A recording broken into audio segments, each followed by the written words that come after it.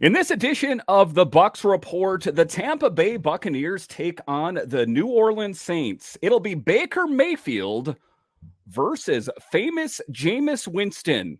We'll talk about it next. Let's go.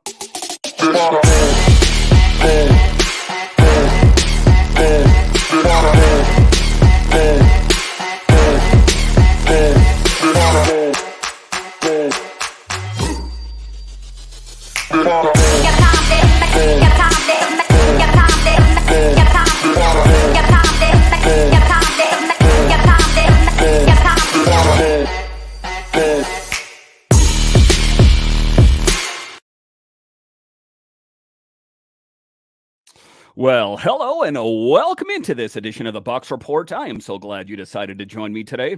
As always, this podcast is free and available on all the major platforms.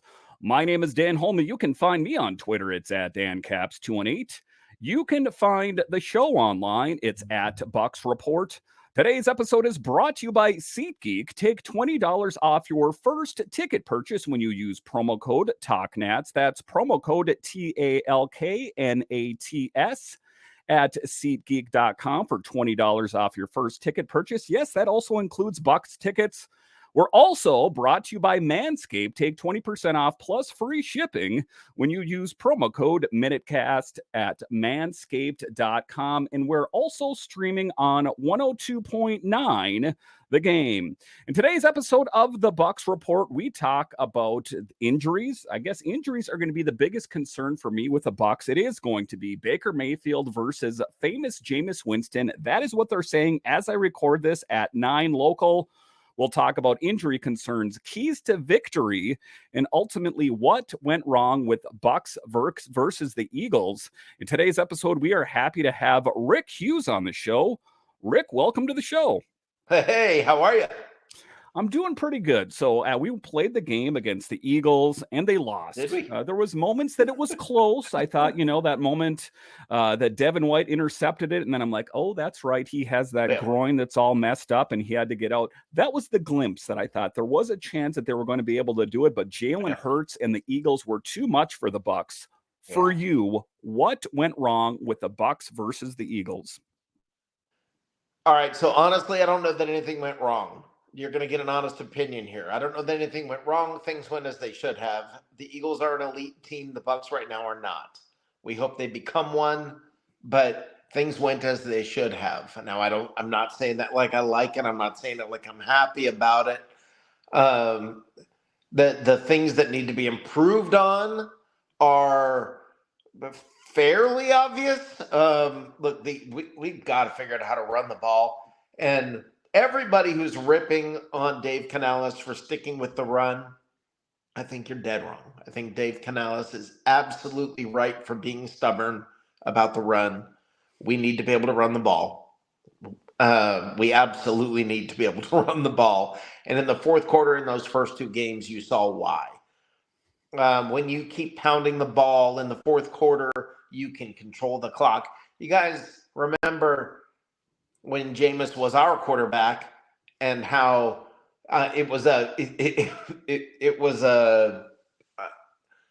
just a circus. Okay. You never knew. I mean, in fourth quarter crunch time, to try to get a first down, you're ending up with a pick six or it happened time and time again. Now we've got an offense that pounds the ball. And if we have the lead, it pays off in the fourth quarter. We've got to have the lead. And that's the key to everything is we are built to be up by 3 points in the fourth quarter. If we can be up by 3, we're good. We're gold. We have to get to that point. And against a team like the Eagles, that's difficult. I think it's different this week. Yeah, it'll be interesting. But being that we're talking about the run game here, one of the things that's being said is that maybe, Rachaad White isn't as advertised, that, he's overthinking it and he can't punch it through the hole because he's overthinking it. So already the rumor mill is circulating out there about what running back should they try to acquire? Is there enough? I mean, you take a look, there's Keyshawn Vaughn and the other options that are available.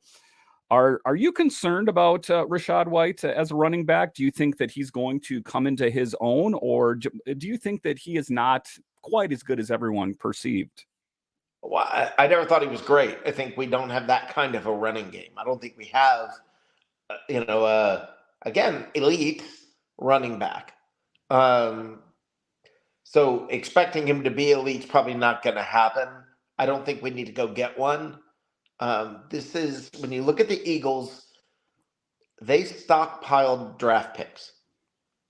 They built up their lines. They have, on both sides of the ball, their line is amazing.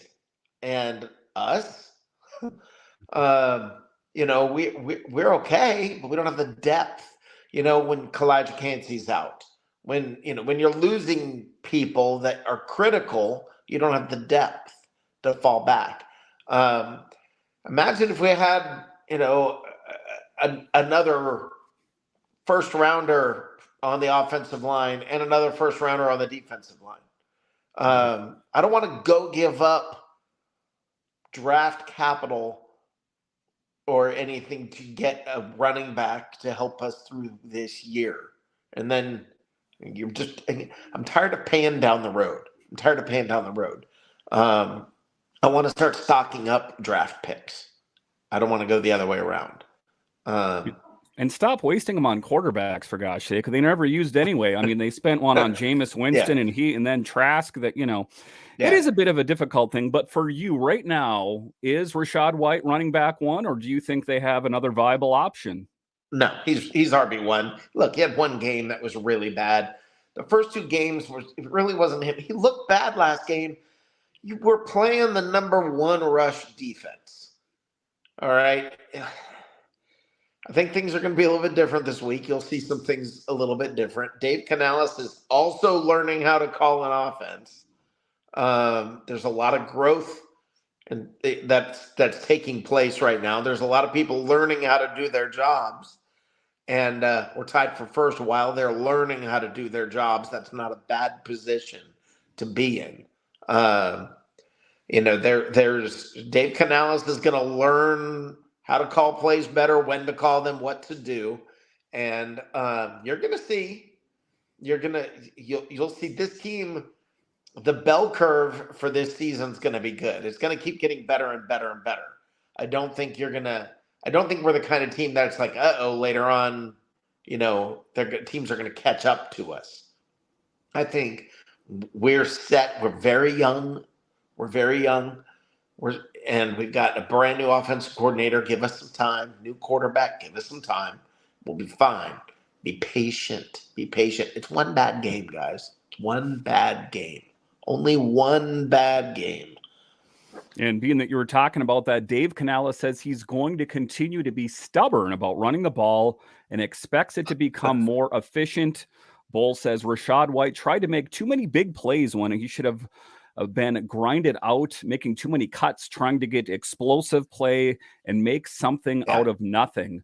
If we remember back on Rachaad White, he was that studious running back that Tom Brady said he was the guy that brought the notebook to practice and put in all the work. And, I had high hopes, and, there's already talks out there, and I'm not trying to, bash Rachaad White. I think that, like you said, he could come into his own here.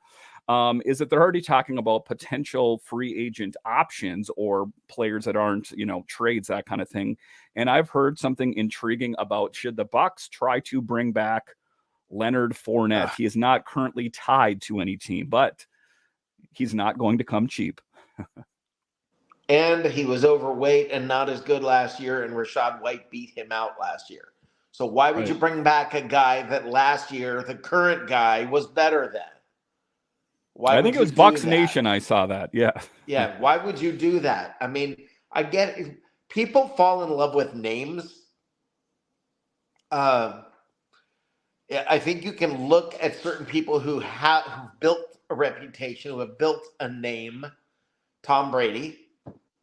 Let me tell you something. I'd rather have Baker Mayfield than Tom Brady as my quarterback right now. Yes. And that's not me bashing Tom Brady. Tom Brady's the greatest of all time. Okay, I'm not bashing Tom Brady. I'm just trying to be realistic. I'm trying to be realistic and say Tom Brady didn't want to play that last year. He was afraid to step up in the pocket. It's hard to have a pocket passer who won't step up in the pocket. Yeah, but you fall in love with a name because you're so used to them being great. We're used to the name Leonard Fournette, not Rachaad White. Right. Rachaad White beat him out last year. That's hard for people to really grow comfortable with. Listen, we also have an offensive line where we've moved people around. We've got rookies. We've got again, just like the rest of the team, it's going to get better as the year goes along. So you don't make a rash decision because the Eagles kicked your butt. They're going to kick a lot of people's butt this year. They did last year. They were in the Super Bowl. So don't make decisions based on that, please. Go ahead. If we take a look at it here, I mean, just taking a look at the standings alone, there is the very real possibility that the Buccaneers could be in first place in the NFC South. They're taking on the Saints. The Falcons, I don't think, are all that. And the Panthers are 0-3. So there are a lot of questions. And, again, everyone was drinking the creamsicle Kool-Aid when the Bucs take down the Vikings and they took down the Bears. I ultimately still think that Baker Mayfield and the Bucs have what it takes. Do I think that they're going to win a Super Bowl? I'm not going to go ahead and etch their name in it, if you will, but I do think that they have a potential of making it to the playoffs. Is that going to be a reality? I guess it remains to be seen. All right, so coming up here after the break, we will talk about injury concerns for the Bucs. That is my biggest concern. Who's going to be on the field when they play Sunday? We'll talk about that next.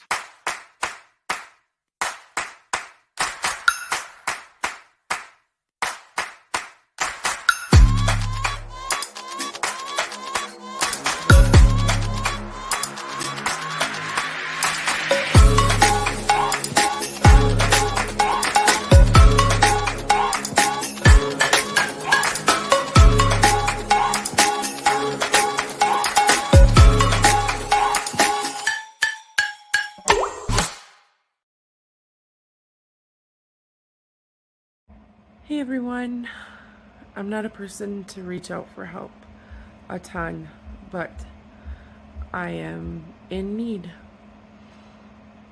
My son is being held by his father, and they're making really heinous claims that are untrue and very painful. And I need to be able to fight this. Follow the link in the description below, and please, if you can either contribute or share or just send prayers, our family would be so appreciative of any help that you can offer. Go Bucs. All right, and welcome back into this edition of the Bucs Report. Just a personal thing, going through a custody thing with my stepson. So if you can help out in any way, lawyers are expensive. All right, in this next segment here, we are going to talk about injury concerns facing the Bucs. That is my biggest concern as we go into this is who's going to be able to play. Carlton Davis, it sounds like potentially could be good to go. But then Jamel Dean is now injured. They're already talking about the possibility of trying to sign another cornerback. How concerned are you about the corner position if Jamel Dean and Carlton Davis are not good to go? Rumor has it that it's trending that Carlton Davis should be good to go. Well, if he's good to go, he may not be 100% also. So, I mean, how concerned am I? Look, I just sat here and said, don't go get another running back. Don't go get another running back. Maybe you need to go get this may be a different situation here where we need to get some more depth on defense. Listen, Servante Dennis hurt. Kalijah Cansey hurt. Are we going to see these guys? I spoke with someone today that it has former Bucs report You guys know Joshua Cole Allen. JC Allen said to me that he thinks maybe after the bye week we'll get those guys back. That's going to make a big difference for this defense. But guys, this is a big game. I am the guy who usually says every game I'm going, people are like all excited and amped up about the game, like the Philadelphia game. And I'm like, simmer down. It's not a big game. This is a big game. This week is a big game. It's division. It's the Saints who are going to be the team for us to battle in the division. This is where tiebreakers come down to, is games like this. This is a big game. I have a sneaky suspicion that, let's say Carl Davis plays, I have a sneaky suspicion they are going to be climbing all over Jameis. Mm-hmm. Todd Bowles knows how to coach against Jameis. If you remember last time we played and Jameis was their quarterback, that is one of my favorite games as a Buccaneers fan. Just send Devin White after him. The word I kept saying was, if I could just see one pick six in return, where the Bucs get the pick six from Jameis, to me it would just be like, that's just the ultimate. We got that last time. We got it. There's a good shot we'll get it again. Christian Izien running down the field. I can just picture. Now it's just a matter of who's going to be the guy, but you got to get the feeling somebody is gonna be the guy. I feel really good about what our defense is going to do. I am terrified about that Saints defense. They didn't allow a touchdown until Jameis came in, or they only allowed one touchdown. It was in garbage minutes in the first two games. Until the very end of the third game, when in the fourth quarter when they were leading, and they lost their quarterback, and we all know what Jameis can make a defense look like. I'm hoping that's what happens again this week, because that Saints defense looks really good. And another key to all of this is I wonder how grown up Mike Evans is. I think we're going to find out. Yeah, so just kind of sticking in the vein of injuries is Vita Vea. And Vita Vea is one heck of a player, but there's one thing about him that is a constant, is that he gets injured almost, annually. Vita Vea, who suffered a pectoral injury against the Eagles, missed practice Wednesday and Thursday, but returned in a limited capacity Friday. He too is listed questionable, while is his counterpart, 2023 first-round draft pick Kalijah Kancey remained sidelined with a calf injury. Yeah. So this kind of is starting to remind me to an extent, and I don't want to, start shooting holes in the side of the season with one loss, but, that is where the season went off the rails last year for me, is when Jensen got injured. Preseason, I'm like, are you kidding me? Is this really happening? And then he gambled. He had that stem cell procedure done when he should have had the knee surgery, and now he may never play football again. So Vita Vea is a bit of a concern as well. But it is interesting that you do bring up the quarterbacks. We talk about Baker Mayfield and we talk about Jameis Winston. They're not saying it 100% for sure is going to be Jameis, but it is trending in that direction, as they are both known for interceptions. Baker Mayfield, not so much this season, but historically does throw quite a bit of interceptions. Going into this game, obviously, I am going to be favoring Baker Mayfield. What are you looking for if it is, in fact, going to be Baker Mayfield versus famous Jameis Winston? I just really think Jameis lets his emotions take over, and he's going to be very emotional in this game. And I don't see him... I wanted Jameis to do well. I really wanted Jameis to do well, and I think he's a good guy. He's the kind of guy. Matter of fact, he's such a good guy. You're like, gosh, I wish he could do well. Not with New Orleans, but I wish he could do well. But I don't think he has it in him to keep his emotions in check. He's a goofy dude. and he makes some weird decisions, and he does some weird Eat a stuff. And W. Right. He just, I just can't see him keeping it together. What has he somehow magically, mystically changed in the last year? I doubt it. I think he's still the same guy. Has Baker changed? Looks like it. Yeah, taking a look at stats, it's going to be a battle. It's 2 number 1 picks and a Heisman winner trying to shed a reputation for too many interceptions. So just talking about interceptions, since coming into the NFL in 2018, Mayfield has 65 interceptions, more than any quarterback in the league, though he now only has 1 more than Bills star Josh Allen. Winston has the same dubious honor as his 96 career interceptions. So kind of my big knock on Jameis Winston is I think that the potential is there, and we have seen glimpses with the Saints. That one play where he got called into the game and aired it out. And I was like, whoa, where was this Jameis Winston when he was on the Bucs? That's his Achilles heel, is the interception. If he could find a way to control his decision-making process, I think he would be one of the best. And I know that's kind of a crazy thing to say. No, we saw glimpses of that. That's always been Jameis, where he'll go out there and have an amazing game. And he'll go out there and just throw some passes that are just like, or do some things. Remember running for the first down on 4th and, I don't know, whatever it was, 24 or 20, whatever. I don't remember what that was, 4th and whatever. He does things that are phenomenal, and then he implodes. This is what we've seen. Check your sheet. He's balling. He's out there throwing it all. He's Brett Favre on steroids.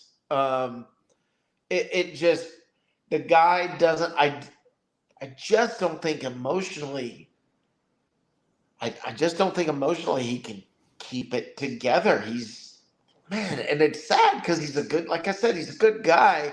I'd love to see him be successful in Arizona. Right. That'd be awesome. I'd love to see him have a great career go to the Jets. Okay. Right. I mean, I'd love to see that, but man, I just don't see it. Him being able to emotionally keep it together playing the Bucs. I don't. Because that's one of the things about Baker, I guess I got to say, is that, even though he has the record for, a lot of interceptions, he has found a way not to throw too many for the Bucs. As a matter of fact, it was just the last game he had his first interception there. And one of the things that I like about Baker over Tom Brady is, Tom Brady was a guy, the play had to develop in a hurry, and if not, he was going to throw the football away. People were often knocking Mike Evans last year, saying, why didn't he have more catches? Is because he didn't have a time to run his route, and he was already throwing the football away, because he didn't want to get hit. But, correct. But there you a go. Route can't also develop in a second and a half. One of the things that's. Yeah, and that's one of the things I like. I don't know how he got 1,000 yards last year when he only had a second and a half to get the ball. Right. Because everyone was saying, what's wrong with Mike Evans? And, some would say that there's a reason that Tom Brady was in the league for so long is because he wasn't going to limit his hits, and sometimes you can't plan for those kind of things. But the thing I like about Baker over Tom Brady is that he's a mobile quarterback. That if a play doesn't develop, he is going to battle. Certain aspects of his game almost remind me of Mahomes. Even when he's down and out, he's going to try to make a sidearm pass, and sometimes he connects. He did that. Yeah, I mean, Baker, I think, is a lot better than a lot of people around the NFL think. There was a lot of laughter. They're like, you're getting Baker on your team. I always thought he was kind of good. I just think he was a victim of circumstance. Right. If you take a look, he started out with the Browns. That's where a lot of good quarterbacks go to die. See Manziel, for example. So those are just off the top of my head. No, look, I was all about Baker during the offseason. I wanted us to get Baker. I think Baker's not been given a fair shot. Right. Jameis Winston was given the keys to the kingdom. Mm-hmm. Right? He had the opportunity here in Tampa. And his decision making was what it was. When Baker had the keys to the franchise, I mean, they even made commercials about him living in the stadium and all that. When he really had the keys to the franchise, He's the only guy. He took them to the playoffs, and they won a game, and they almost won the next game. Right. With Baker at quarterback. Baker can win in the playoffs. And then what happened? He goes to Carolina. Listen, I live here in Charlotte. Mm-hmm. The Panthers are awful. Okay? They're terrible. People look at Baker Mayfield. I have to laugh here because people here are like, you got Baker? Mm-hmm. And I'm like, yeah, well, we have Mike Evans. We have Chris Godwin. We have Tristan Wirfs. We have an offense. And by the way, we have a defense. So people do not want to tie in how they don't want to recognize how tied the quarterback is with the defense and how the defense is tied with the quarterback. They tend to look past that. Jameis Winston made the Buccaneers defense look bad. Mm-hmm. Tom Brady made the Buccaneers defense look much better. Because they're not on the field, on a short field all the time, giving up points, always on the field. You know, it's a whole different thing. Baker, let me tell you something that I like about this team. It was fun with Brady. I'm so glad we had the time with Brady. It's something I will always remember fondly. Who's not going to remember those as just wonderful, great, incredible days? But having said that, it was sort of like the Tom Brady show. And it's fun for me being a Buccaneers fan since '76. Since those colors and that logo you've got behind you were ruled the day. It's back to being a Buccaneers fan, not a Tom Brady fan with the Buccaneers. It's right. The circus has left town, and now it feels like it's back to being the Bucs. Yeah. And I love that feeling. That's one of the things I heard them talking about on the Loose Cannons podcast is I love the time with Brady here. And it's funny that the further we get away from Brady being here, you're starting to hear a little bit more negativity, especially like what I was talking about, him not allowing the plays to develop and that kind of thing. We will always thank him for, helping win another Super Bowl here, of course. Yeah. But I am glad that the Buccaneers have since moved on. All right, So coming up here after the break, there is one storyline in this game that I look forward to more than anything. What is that? I'll discuss next. News. Manscaped now sells beard products. That's right. They are once again revolutionizing men's grooming with a brand new Beard Hedger Pro Kit. From a beard trim to a fresh shave, the technology behind the Beard Hedger Pro Kit allows you to shape your signature beard look. Now you can finally use Manscaped products to make your drapes match your carpet by going to manscaped.com and using promo code MINUTECAST for 20% off and free shipping. It's time to tame your mane. No one likes a weird beard, so say goodbye to all the stubble trouble with Manscaped's Pro Beard Kit. It all starts with the Beard Hedger. This thing is a juggernaut of fixing faces. First off, this cordless trimmer has a rotary wheel that gives you 20 hair cutting lengths, all with one guard. So no more messy drawers full of extra add-ons. That's right, face grooming doesn't need to be hard. Get 20 different beard lengths in just one guard. Plus, it's waterproof so you can shave in the shower to avoid all the hair in the sink. Get 20% off and free shipping with promo code MINUTECAST at manscaped.com. That's 20% off with free shipping at manscaped.com. And use promo code MINUTECAST. Manscaped Beard Hedger 1 stroke, 1 guard, 20 lengths. All right, welcome back into this edition of the Bucs Report. So an interesting thing, every time the Buccaneers play the Saints, or in recent memory anyway, is Mike Evans versus Marshon Lattimore. Those two compete like no one else. And, sometimes tempers boil over. I know shoving matches. I know all those kind of things. And I hate Lattimore because he's so good. And I'm sure that, the Saints fans hate Evans because he is so good. Talk to me a little bit about the two of those and the long history that they have together, and how frustrated do you get when you watch those two play? I don't want to talk about it. Listen, I think Marshon Lattimore is deep in Mike Evans' head. And that is not a good thing. Mike Evans needs to be more mature and needs to be able to grow up and handle this, and he doesn't. And I think I hope he's different now. We cannot afford to have Mike Evans gone. Wasn't there a suspension, if memory serves? Yeah. Twice. He's been suspended twice because of this. Almost an exact duplicate replay. It just, Mike Evans has got to keep it together. He has to keep it together. I mean, if you got to send out somebody to do something like that, make it. There are people you can have. Okay, right. It doesn't have to be Mike Evans. If you need an enforcer, fine. We got some special teams guys. But I don't know. I mean, I want to say this.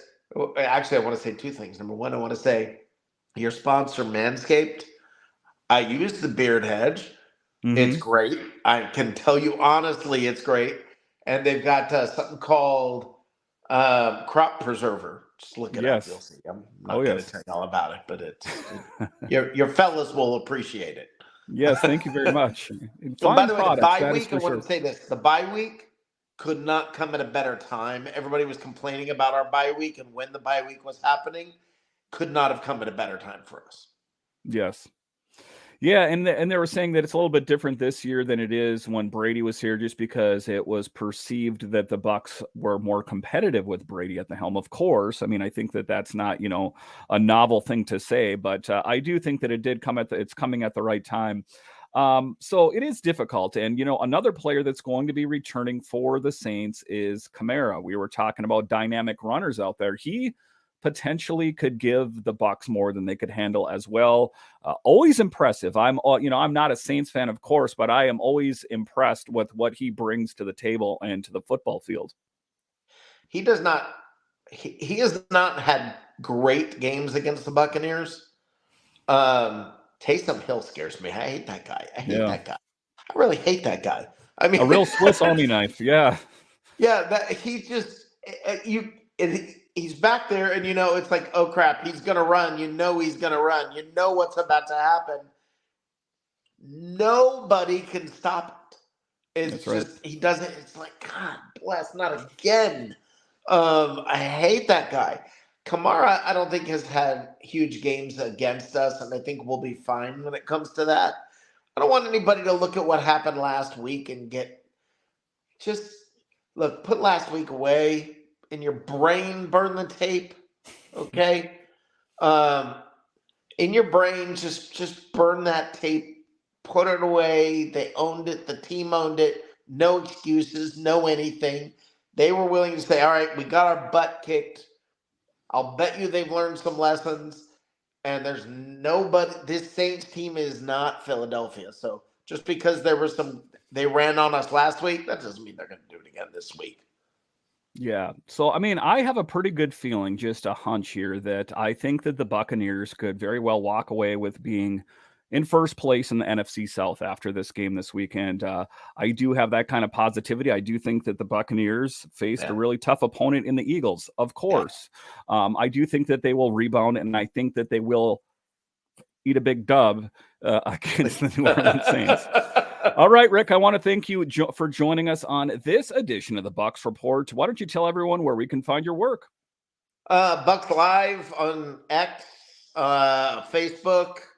Those are the places, the main places to find. And Dave and I will be back soon with shows. So we're coming. It's coming. But yeah, we will be back soon. All right, Rick, thank you for joining us. And thank you all for joining us on this edition